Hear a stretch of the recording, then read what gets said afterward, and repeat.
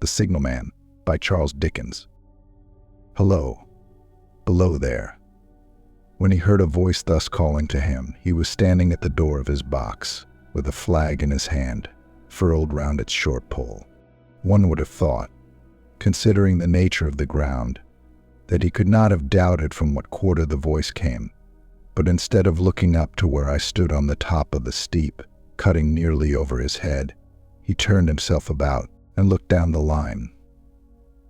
There was something remarkable in his manner of doing so, though I could not have said for my life what, but I know it was remarkable enough to attract my notice. Even though his figure was foreshortened and shadowed, down in the deep trench, and mine was high above him, so steeped in the glow of an angry sunset that I had shaded my eyes with my hand before I saw him at all. Hello, below. From looking down the line, he turned himself about again, and, raising his eyes, saw my figure high above him. Is there any path by which I can come down and speak to you?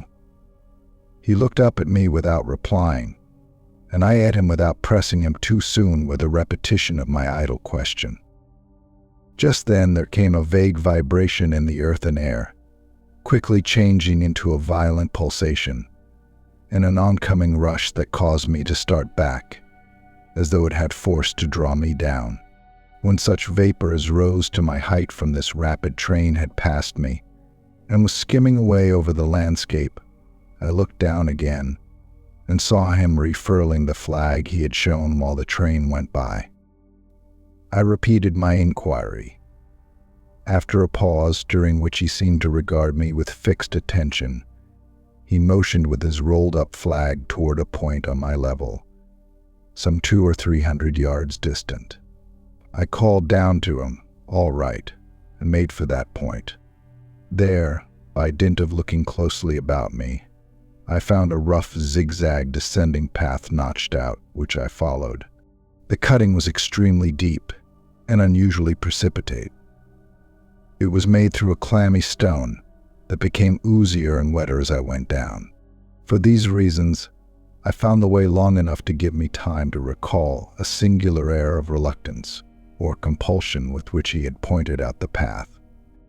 When I came down low enough upon the zigzag descent to see him again, I saw that he was standing between the rails on the way by which the train had lately passed, in an attitude as if he were waiting for me to appear. He had his left hand at his chin, and that left elbow rested on his right hand, crossed over his breast. His attitude was one of such expectation and watchfulness that I stopped a moment, wondering at it. I resumed my downward way, and stepping out upon the level of the railroad, and drawing nearer to him, saw that he was a dark, sallow man, with a dark beard and rather heavy eyebrows. His post was in as solitary and dismal a place as ever I saw. On either side, a dripping wet wall of jagged stone, excluding all view but a strip of sky, the perspective one way only a crooked prolongation of this great dungeon, the shorter perspective in the other direction terminating in a gloomy red light, and the gloomier entrance to a black tunnel, in whose massive architecture there was a barbarous, depressing, and forbidding air. So little sunlight ever found its way to this spot that it had an earthy, deadly smell, and so much cold wind rushed through it that it struck chill to me, as if I had left the natural world.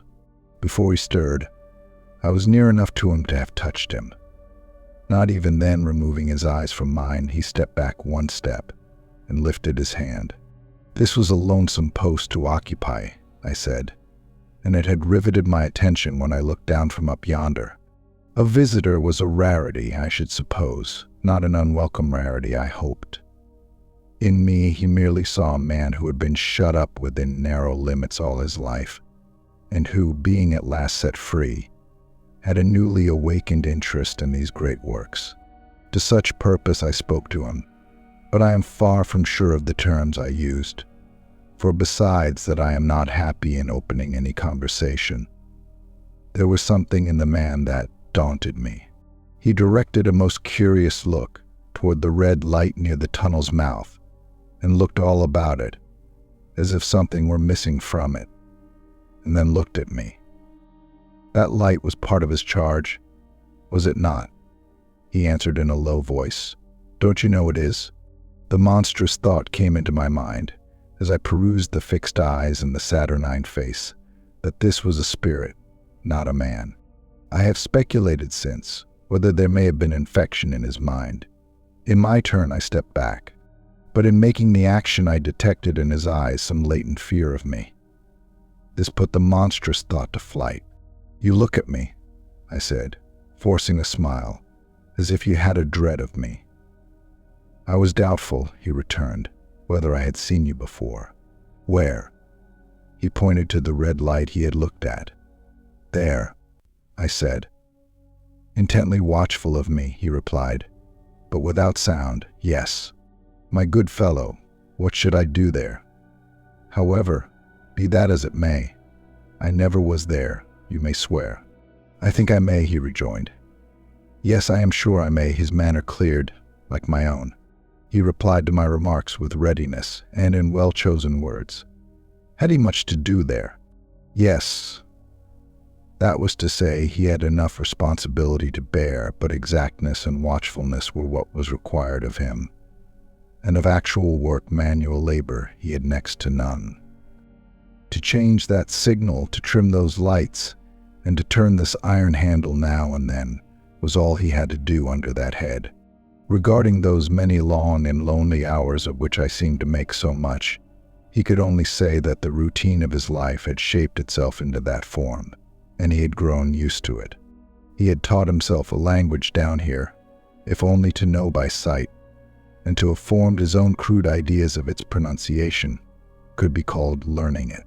He had also worked at fractions and decimals, and tried a little algebra, but he was, and had been as a boy, a poor hand at figures. Was it necessary for him, when on duty, always to remain in that channel of damp air?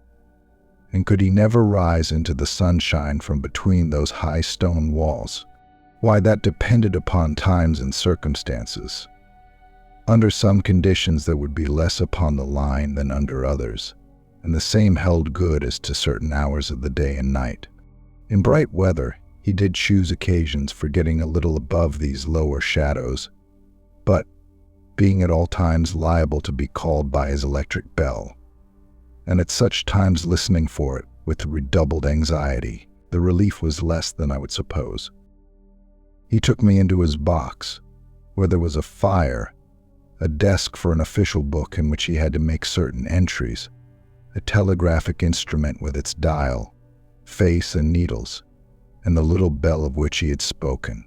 On my trusting that he would excuse the remark that he had been well educated, and, I hoped I might say without offense, perhaps educated above that station, he observed that instances of slight incongruity in such wise would rarely be found wanting among large bodies of men, that he had heard it was so in workhouses, in the police force, even in that last desperate resource, the army, and that he knew it was so, more or less, in any great railway staff. He had been, when young, if I could believe it, sitting in that hut he scarcely could, a student of natural philosophy, and had attended lectures, but he had run wild, misused his opportunities, gone down, and never risen again. He had no complaint to offer about that. He had made his bed, and he lay upon it. It was far too late to make another. All that I have here condensed, he said in a quiet manner, with his grave dark regards divided between me and the fire. He threw in the word, "Sir." From time to time, and especially when he referred to his youth, as though to request me to understand that he claimed to be nothing but what I found him. He was several times interrupted by the little bell, and had to read off messages and send replies. Once he had to stand without the door and display a flag as a train passed, and make some verbal communication to the driver. In the discharge of his duties, I observed him to be remarkably exact and vigilant, breaking off his discourse at a syllable, and remaining silent until what he had to do was done. In a word, I should have set this man down as one of the safest of men to be employed in that capacity, but for the circumstance that while he was speaking to me, he twice broke off with the fallen color, turned his face toward the little bell when it did not ring, opened the door of the hut, which was kept shut to exclude the unhealthy damp, and looked out toward the red light near the mouth of the tunnel. On both of those occasions he came back to the fire with the inexplicable air upon him which I had remarked, without being able to define, when we were so far asunder. Said I, when I rose to leave him, "You almost make me think that I have met with a contented man." I am afraid I must acknowledge that I said it to lead him on. "I believe I used to be so," he rejoined, in the low voice in which he had first spoken. "But I am troubled, sir. I am troubled." He would have recalled the words if he could. He had said them, however, and I took them up quickly. "With what? What is your trouble?" "It is very difficult to impart, sir. It is very, very difficult to speak of.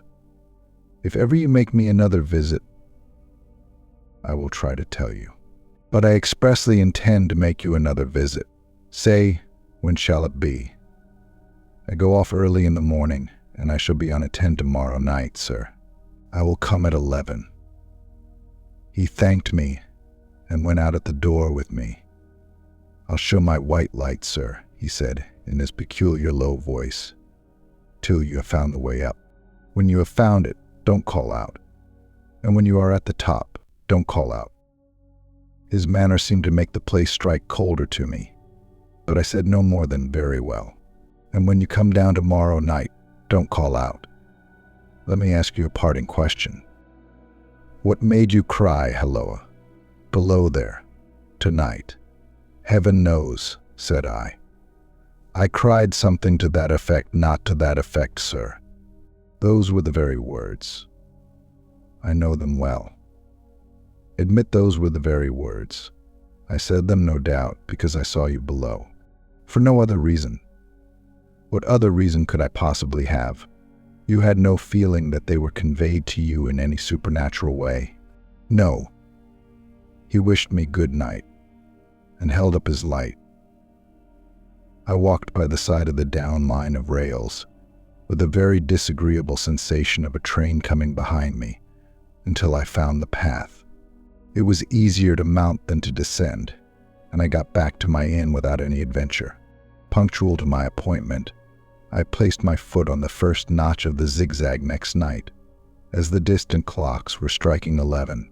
He was waiting for me at the bottom, with his white light on. "I have not called out," I said, when we came close together. "May I speak now?" "By all means, sir." "Good night, then, and here's my hand." "Good night, sir, and here's mine." With that we walked side by side to his box, entered it, closed the door, and sat down by the fire. "I have made up my mind, sir," he began, bending forward as soon as we were seated, and speaking in a tone but a little above a whisper, "that you shall not have to ask me twice what troubles me. I took you for someone else yesterday evening. That troubles me. That mistake. No, that's someone else. Who is it?" "I don't know." "Like me?" "I don't know. I never saw the face." The left arm is across the face, and the right arm is violently waved. "This way." I followed his action with my eyes, and it was the action of an arm gesticulating, with the utmost passion and vehemence, "For God's sake, clear the way." "One moonlight night," said the man, "I was sitting here when I heard a voice cry, 'Halloa!' Below there. I started up, looked from that door, and saw this someone else standing by the red light near the tunnel, waving as I just now showed you. The voice seemed hoarse with shouting, and it cried, 'Look out! Look out!' And then again, 'Halloa! Below there! Look out!' I caught up my lamp, turned it on red, and ran toward the figure, calling, 'What's wrong? What has happened?' 'Where?' It stood just outside the blackness of the tunnel. I advanced so close upon it that I wondered at its keeping the sleeve across its eyes. I ran right up at it, and had my hand stretched out to pull the sleeve away when it was gone. Into the tunnel, said I. No, I ran on into the tunnel, 500 yards. I stopped and held my lamp above my head and saw the figures of the measured distance, and saw the wet stain stealing down the walls and trickling through the arch. I ran out again faster than I had run in, for I had a mortal abhorrence of the place upon me, and I looked all round the red light with my own red light, and I went up the iron ladder to the gallery atop of it, and I came down again, and ran back here. I telegraphed both ways. An alarm has been given. Is anything wrong? The answer came back, both ways, all well. Resisting the slow touch of a frozen finger tracing out my spine, I showed him how that this figure must be a deception of his sense of sight, and how that figures, originating in disease of the delicate nerves that minister to the functions of the eye, were known to have often troubled patients, some of whom had become conscious of the nature of their affliction, and had even proved it by experiments upon themselves. As to an imaginary cry, said I, do but listen for a moment to the wind in this unnatural valley, while we speak so low, and to the wild harp it makes of the telegraph wires. That was all very well, he returned, after we had sat listening for a while, and he ought to know something of the wind and the wires, he who so often passed long winter nights there, alone and watching. But he would beg to remark that he had not finished. I asked his pardon, and he slowly added these words, touching my arm. Within 6 hours after the appearance, the memorable accident on this line happened, and within 10 hours the dead and wounded were brought along through the tunnel over the spot where the figure had stood. A disagreeable shudder crept over me, but I did my best against it. It was not to be denied, I rejoined, that this was a remarkable coincidence, calculated deeply to impress his mind. But it was unquestionable that remarkable coincidences did continually occur, and they must be taken into account in dealing with such a subject, though to be sure I must admit, I added, for I thought I saw that he was going to bring the objection to bear upon me. Men of common sense did not allow much for coincidences in making the ordinary calculations of life. He again begged to remark that he had not finished. I again begged his pardon for being betrayed into interruptions. This, he said, again laying his hand upon my arm and glancing over his shoulder with hollow eyes, was just a year ago. 6 or 7 months passed, and I had recovered from the surprise and shock when one morning, as the day was breaking, I, standing at the door, looked toward the red light and saw the spectre again. He stopped with a fixed look at me. Did it cry out? No, it was silent. Did it wave its arm? No. It leaned against the shaft of the light with both hands before the face, like this. Once more I followed his action with my eyes. It was an action of mourning. I have seen such an attitude in stone figures on tombs. Did you go up to it? I came in and sat down, partly to collect my thoughts, partly because it had turned me faint. When I went to the door again, daylight was above me, and the ghost was gone. But nothing followed. Nothing came of this. He touched me on the arm with his forefinger twice or thrice, giving a ghastly nod each time. That very day, as a train came out of the tunnel, I noticed, at a carriage window on my side, what looked like a confusion of hands and heads, and something waved. I saw it just in time to signal the driver stop. He shut off and put his brake on, but the train drifted past here 150 yards or more. I ran after it, and as I went along, heard terrible screams and cries. A beautiful young lady had died instantaneously in one of the compartments and was brought in here and laid down on this floor between us. Involuntarily, I pushed my chair back as I looked from the boards at which he pointed to himself. True, sir. True. Precisely as it happened, so I tell it you. I could think of nothing to say to any purpose, and my mouth was very dry. The wind and the wires took up the story with a long lamenting wail. He resumed. Now, sir, mark this and judge how my mind is troubled. The spectre came back a week ago. Ever since it has been there, now and again by fits and starts. At the light? At the danger light. What does it seem to do? He repeated, if possible with increased passion and vehemence, that former gesticulation of, for God's sake, clear the way. Then he went on. I have no peace or rest for it. It calls to me, for many minutes together, in an agonized manner, below there. Look out. Look out. It stands waving to me. It rings my little bell. I caught at that. Did it ring your bell yesterday evening when I was here, and you went to the door? Twice. Why, see, said I, how your imagination misleads you. My eyes were on the bell, and my ears were open to the bell, and if I am a living man, it did not ring at those times. No, nor at any other time, except when it was rung in the natural course of physical things by the station communicating with you. He shook his head. I have never made a mistake as to that yet, sir. I have never confused the spectre's ring with the man's. The ghost's ring is a strange vibration in the bell that it derives from nothing else, and I have not asserted that the bell stirs to the eye. I don't wonder that you failed to hear it, but I heard it. And did the spectre seem to be there when you looked out? It was there. Both times. He repeated firmly, both times. Will you come to the door with me and look for it now? He bit his under lip as though he were somewhat unwilling, but arose. I opened the door and stood on the step while he stood in the doorway. There was the danger light. There was the dismal mouth of the tunnel. There were the high, wet stone walls of the cutting. There were the stars above them. Do you see it? I asked him, taking particular note of his face. His eyes were prominent and strained, but not very much more so, perhaps, than my own had been when I had directed them earnestly toward the same spot. No, he answered. It is not there. Agreed, said I. We went in again, shut the door, and resumed our seats.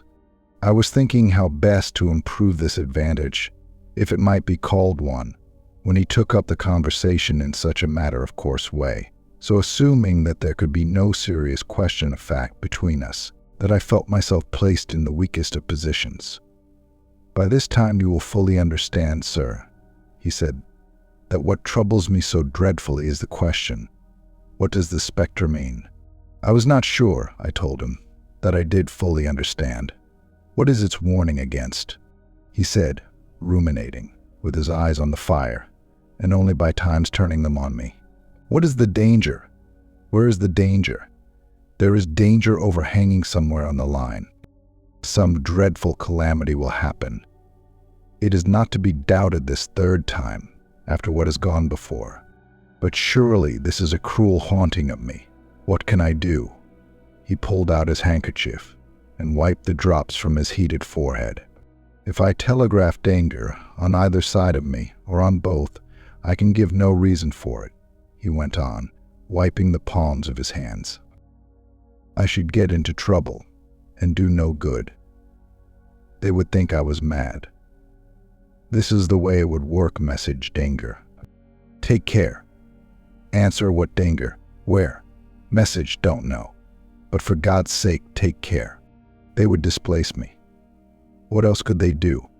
His pain of mind was most pitiable to see. It was the mental torture of a conscientious man, oppressed beyond endurance by an unintelligible responsibility involving life. When it first stood under the danger light, he went on, putting his dark hair back from his head, and drawing his hands outward across his temples in an extremity of feverish distress. Why not tell me where that accident was to happen if it must happen? Why not tell me how it could be averted if it could have been averted? When on its second coming it hid its face, why not tell me, instead, she is going to die? Let them keep her at home. If it came on those two occasions, only to show me that its warnings were true, and so to prepare me for the third, why not warn me plainly now? And I, Lord help me, a mere poor signal man on this solitary station. Why not go to somebody with credit to be believed and power to act? When I saw him in this state, I saw that for the poor man's sake, as well as for the public safety, what I had to do for the time was to compose his mind. Therefore, setting aside all question of reality or unreality between us, I represented to him that whoever thoroughly discharged his duty must do well, and that at least it was his comfort that he understood his duty, though he did not understand these confounding appearances. In this effort I succeeded far better than in the attempt to reason him out of his conviction. He became calm, the occupations incidental to his post as the night advanced began to make larger demands on his attention, and I left him at 2 in the morning. I had offered to stay through the night, but he would not hear of it. That I more than once looked back at the red light as I ascended the pathway, that I did not like the red light, and that I should have slept but poorly if my bed had been under it, I see no reason to conceal. Nor did I like the 2 sequences of the accident and the dead girl. I see no reason to conceal that either.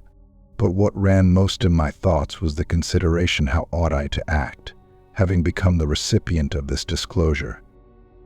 I had proved the man to be intelligent, vigilant, painstaking, and exact, but how long might he remain so, in his state of mind? Though in a subordinate position, still he held a most important trust, and would I, for instance, like to stake my own life on the chances of his continuing to execute it with precision. Unable to overcome a feeling that there would be something treacherous in my communicating what he had told me to his superiors in the company, without first being plain with himself and proposing a middle course to him, I ultimately resolved to offer to accompany him, otherwise keeping his secret for the present, to the wisest medical practitioner we could hear of in those parts, and to take his opinion. A change in his time of duty would come round next night, he had apprised me, and he would be off an hour or 2 after sunrise, and on again soon after sunset. I had appointed to return accordingly. Next evening was a lovely evening, and I walked out early to enjoy it. The sun was not yet quite down when I traversed the field path near the top of the deep cutting. I would extend my walk for an hour, I said to myself, half an hour on and half an hour back, and it would then be time to go to my signalman's box. Before pursuing my stroll, I stepped to the brink and mechanically looked down from the point from which I had first seen him. I cannot describe the thrill that seized upon me when close at the mouth of the tunnel I saw the appearance of a man with his left sleeve across his eyes, passionately waving his right arm. The nameless horror that oppressed me passed in a moment, for in a moment I saw that this appearance of a man was a man indeed, and that there was a little group of other men, standing at a short distance, to whom he seemed to be rehearsing the gesture he made. The danger light was not yet lighted. Against its shaft, a little low hut, entirely new to me, had been made of some wooden supports and tarpaulin. It looked no bigger than a bed. With an irresistible sense that something was wrong, with a flashing self-reproachful fear that fatal mischief had come of my leaving the man there, and causing no one to be sent to overlook or correct what he did, I descended the notched path with all the speed I could make. "What is the matter?" I asked the men. "Signalman killed this morning, sir." "Not the man belonging to that box?" "Yes, sir. Not the man I know." "You will recognize him, sir, if you knew him," said the man who spoke for the others, solemnly uncovering his own head and raising an end of the tarpaulin, for his face is quite composed. "Oh, how did this happen? How did this happen?" I asked, turning from one to another as the hut closed in again. "He was cut down by an engine, sir." No man in England knew his work better.